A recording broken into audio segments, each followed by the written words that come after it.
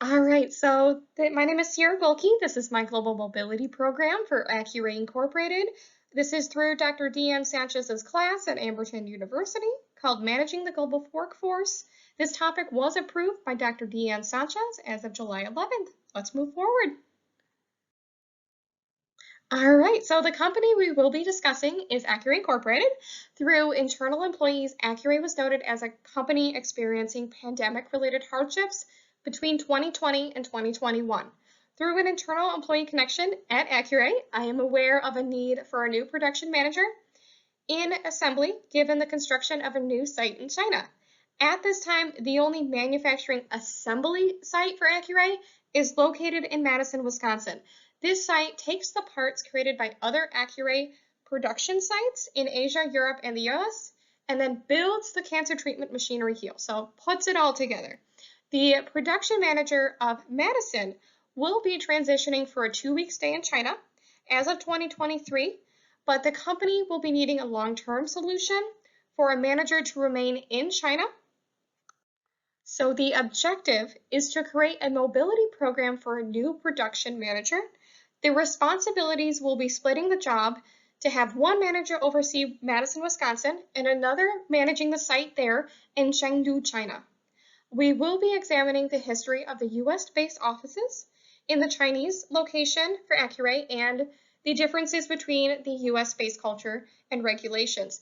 The hypothesis will state that the establishment of a manufacturing manager in China will address the part shortages, the production times, the team management issues, given the language barrier and accessibility issues with the corporate team members based in the US.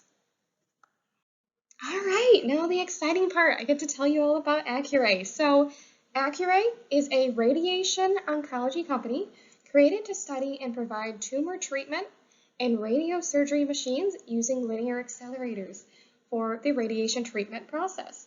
Right now, Accuray ships to every continent, excluding the one, of course, of Antarctica. They do manufacture globally, but they are only assembled in Madison, Wisconsin. So a way I'd like to break that down right now is stating they have companies, they are Accuray owned across the globe.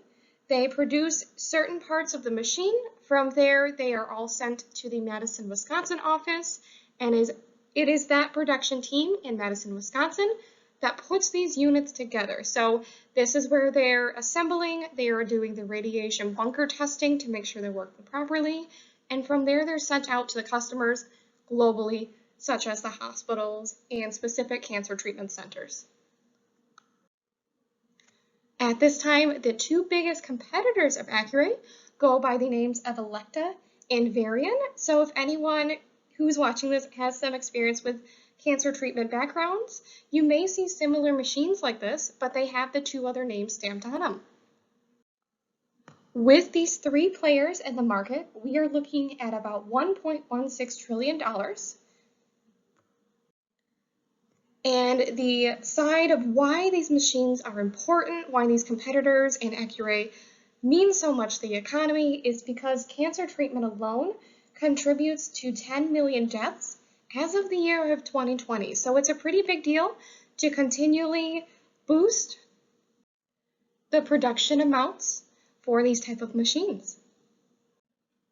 Now, with the area of COVID, unfortunately, as of 2021, Accuray and the general cancer treatment market experienced a shortage of 21,000 Liniacs. These are the linear accelerators that are necessary to provide the radiation treatment on a global scale. So this meant that regardless of whichever company the hospitals wanted to order from, everyone's getting back orders, everyone's getting backlogged. They aren't able to keep up with the production amount and the orders coming in. This is also some more background information. So quite a bit of the parts that go into the machines that Accuray creates are actually produced over in Asia. So that's where the big push is, to have a new production assembly point besides Madison, Wisconsin, based in Chengdu, China. This will eliminate some of the production times needed for shipping the parts from China, Asian territories into the US to speed up and remove a lot of this backorder issue. Right now, they have 3 models, right? With Accuray, they go by the name of Tomo. Tomo looks a lot like the machine on the left-hand side of the slide, except they only treat at a 180 degree, so on the top half of the circle. They have the rate exact, which is currently displayed on the left-hand side of the screen. They can treat 360 degrees. The other thing is also on the little bit on the middle of the page here, that is called a CyberKnife. That is the S7 model. The S7 uses AI technology to program and treat tumors within 15 to 20 minutes. Let's move forward. So this is going to be the timeline of Accuray. It's going to be very brief, but as of right now, they were incorporated in 1990 back in Sunnyvale, California. Next big marker is the tomotherapy company was acquired. This tomotherapy model is now the headquarters here in Madison, Wisconsin for assembly.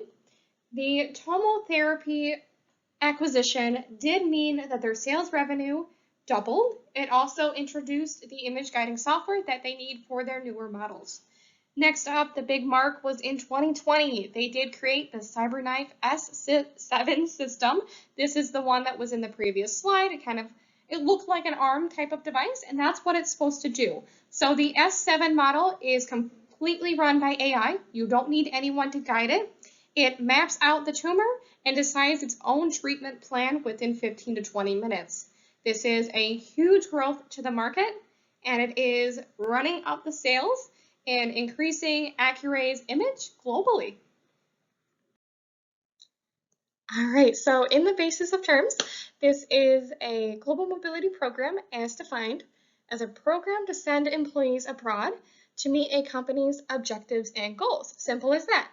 The main thing with having a global mobility program is understanding the 5 strategic goals that it must succeed in order for it to be successful. The first one is compliance. This is the handling of risk mitigation with the company assignment and its liabilities. We have to make sure we understand the proper tax management along with the codes of conduct within the laws of the country and the governing party. We may consider at this point to outsource to a third-party service to help understand the international expertise needed. The second area is operational excellence. What I mean by this is the determination if the mobility program we selected will meet the company's objectives. It is questioning if this will satisfy Accuray's need for an additional production manager. The third one is the link to talent network and rewards. What I mean by this is if we're selecting a long-term or a permanent assignment, Accuray must first locate the perfect candidate and then second, plan a performance management system and reward system based off of that one candidate. It wouldn't be reasonable to create a reward and performance plan prior to selecting a candidate, given the specific background each qualified candidate may present. I'm expecting this role to be unique, and you should make sure that the talent network and reward system is unique around that candidate. Once the talent is selected and a performance system is in place, then we can ask, are we achieving what we created this role for? You can do this by creating SMART goals. This is also very important. SMART goals stand for specific, measurable, achievable, relevant, and time-bound. Let's make sure we have this outlined prior to moving on. Another one is also the value alignment. This is the question asking if the assignment length will be enough to ensure the completion of the company's set objectives. Given it could be a quick short placement of 6 months, it could be a long term of a year, it could be 3 to 5, 6 to 8, or voluntary permanent. We have to be able to justify the length of time that we assign the employee for. And the last one is the measuring of goals. This is for the assignment, the employee, and it is also for the company. How are we going to create an outline plan of goal objective meeting while the assignment is ongoing. This is more of an internal question of what is our performance measurement system currently, what do we have to adjust for this type of role, and moving forward. Next up is methodology. Given this is a pretty big topic, we will be using both qualitative and quantitative data. Okay, the first article that I selected was published through the Journal of Stress Management. This compared the metrics for incivility between American and Chinese workers, presented the suggestion to target universal enforcement to limit inappropriate behavior, office gossip, cursing, and hostile behaviors for both countries on policies and codes of conduct. The research noted violations between the US and Chinese companies for etiquette and advised a culture training on understanding the do's and don'ts when communicating with international team members. The second half of the article suggested Chinese-based workplaces rely on group dynamics, while Americans prefer individual assignments. This impacts work performance feedback and inappropriate behavior by being reported by the Chinese workers, given the report would influence the group. What I mean by this is in China, it's more likely that employees will not report behavior because they're afraid of how the group will be impacted. Unlike American societies where we have it, if something is impacting our group, we will report it because we want to make it more effective. I would suggest trainings with international HR members to be highly involved in open communication on an individual basis when communicating or collecting information. For the second article, we are limited to only using study 1 data. There were 2 types of studies, but we'll go over that in a minute. The second study conducted in this research program included India and may have skewed the results given our focus for China and American findings. The first study includes Chinese, Indian, and American companies competing in the round of study. The other limitation of the study is that the data collected did not include or test for all the depression symptoms of workers in these 3 countries, and the study is not to be used when comparing to or with other cultures outside of the country data collected. So right here, I'd like to note, we can use it for American and Chinese and Indian-based studies, but that's the limit. So we can't go to other countries involved. The second article pushed for change towards autonomy in collectivistic cultures contrary to widespread beliefs. The article suggested redesigning job characteristics for positions and having employees compete and participate in cognitive behavioral trainings to prevent workplace depression and increase their perceived control within the company. So it's an interesting article that I pulled, but to me, the mentality of going overseas is something just as important as knowing the logistics. The next article is published by the European Management Journal. It went over the repatriation process and the difference between assigned employees and self-initiated employees. When I read the article, I didn't see any reason for bias, and when I researched the authors and the publishing content, I saw no bias that I would use this in my research.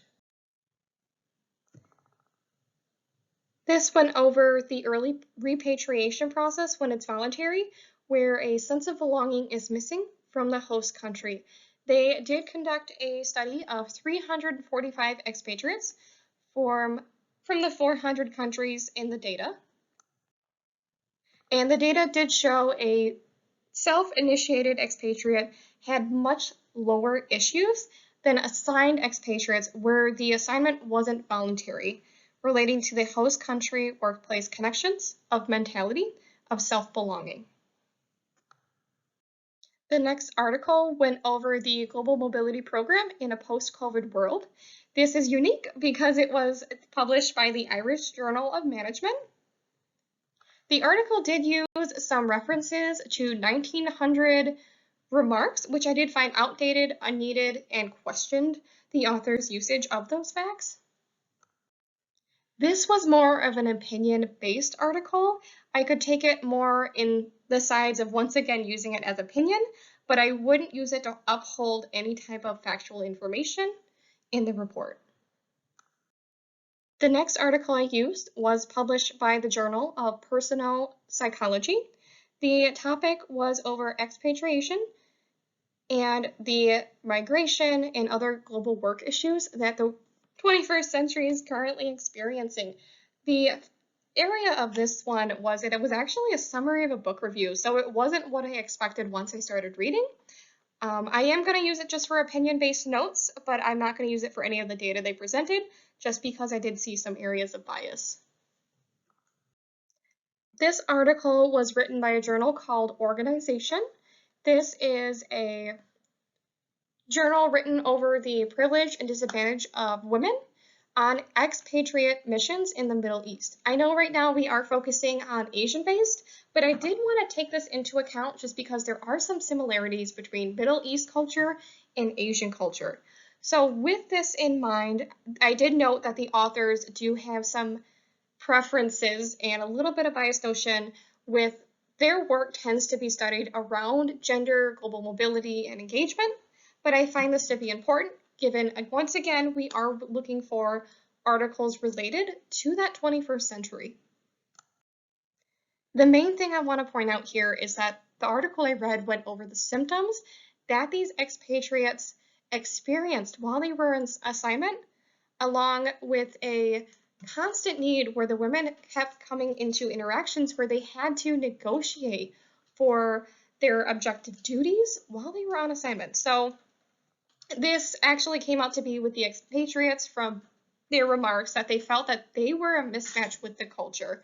And I know with expatriates, we have to be careful to make sure who we're sending over will mold well with the team. Next up, it was an article pulled from the Journal of Global Mobility. This went over the 21st century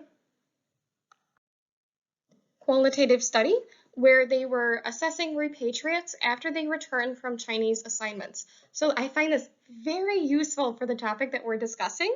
They did use open-ended interviews, and the main thing here is that they encouraged companies to strengthen their social connections for the families that were on assignment, and they also found that repatriation was the most difficult experience just because they felt like they lost all of their social connections once they returned and they didn't have the support of colleagues.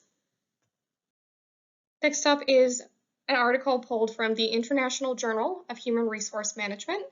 The topic was going over the shifting boundaries of global staffing and why we are using the international assignments. The topic here is that it mainly noted that the candidate that we do submit over, they need to be able to commit to the organizational goals, make sure that they're building their own performance goals, and then determining what level of education here at Accurate is necessary to complete the goals. So we have to make sure that we are looking for skilled enough workers that we can leave independent. So this is published by the Management Research Review. It's a study by the Cultural Intelligence Effects for Expatriates. The main thing here, it was going over the turnover amount of expatriates.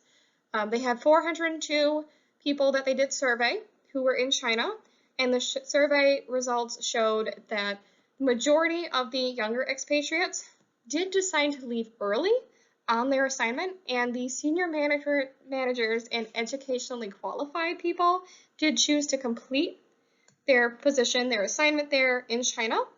The summary of the study did encourage that we use senior and long-term employees before we result in using younger, less qualified members. I did pull a second article from the International Journal of Human Resource Management. This one went over the job autonomy of expatriates in China. The main thing, so summarizing here, is that overseas expatriates felt that they had stricter conditions for their assignment over in China, and it noted that there's actually a need to have less restrictions on expatriates over there, given they're currently undergoing a lot of emotional stress in their situation of being foreign, and they expected more support from the company that did send them over. So this is important to note when creating performance management goals. Okay, and another important tab here is that this study is limited to US-based manufacturers looking to expand a production management role in Asian territory for the first time. Given the example company of Accuray has yet to develop manufacturing leadership roles in any country besides the US, the information will be based off of the available scholarly research obtained from Google Scholar and EBSCOhost. This study will not include any non-US based company looking to expand manufacturing roles. This research will be targeting only US and Chinese-based manufacturing and management role pay scale statistics. This will allow for specific data and close observation between the two variables. To continue, the study will only be applicable to 21st century modern day companies. I will not be using or locating data that is historic past the 2018 century time. The limitations of my study sources are only to be considered relevant for future research up to the 5-year mark.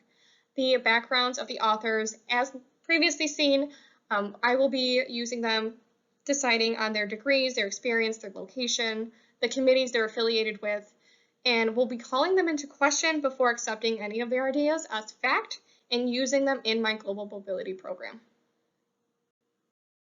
So first off, with the suggested mobility program I created, I did select a parent country national. I wanted them to assess 4 areas that they must meet. The first one is technical competence.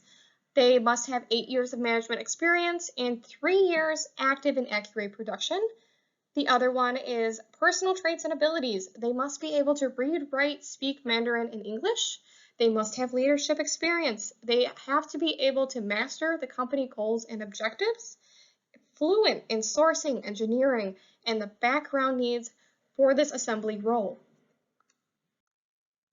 The environmental variables. We will be targeting employees in the Asian area currently already working for Accuray. Unfortunately, if we don't source talent here, we will be resulting in the US or Europe, locations where Accuray is working. But again, the main thing here is just finding an internal candidate. The last area here is the family situation. The employee must have full understanding of the assignment of 3 to 5 years and have it accepted by the family members. The area that is also quite as important as making sure the employee is adjusted, that if applicable, the partner and the children must be familiar with the Chinese culture and must possess the Mandarin language as well. We will be utilizing a service for the workforce globalization to help address the cost of living allowances, the cost of the assignment, reviewing and collecting the policies, the insights, any revisions that may be needed for our current policies, and then also to assess the salary and benefits. I want to outsource this just to make sure we are compliant with the Chinese standards. For the preparation of the assignment, I want to make sure that for 3 months, he or she has a one-on-one with the Madison production manager to shadow and travel for short-term 2-week assignments. So similar to like vacation spurts, to observe the culture and become familiar with the new location and the environment. This will also allow the Madison production manager to be an emotional support and mentor when a stressful situation arises, given his previous familiarity with the location. All right, so while on assignment, we want to make sure we do maintain that daily connection with the team.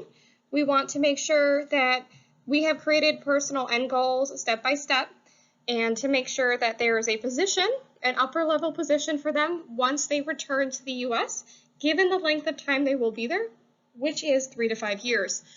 Upon repatriation, we want to make sure the families and the employee receives all forms of counseling. I would like to see set schedules for dinner time.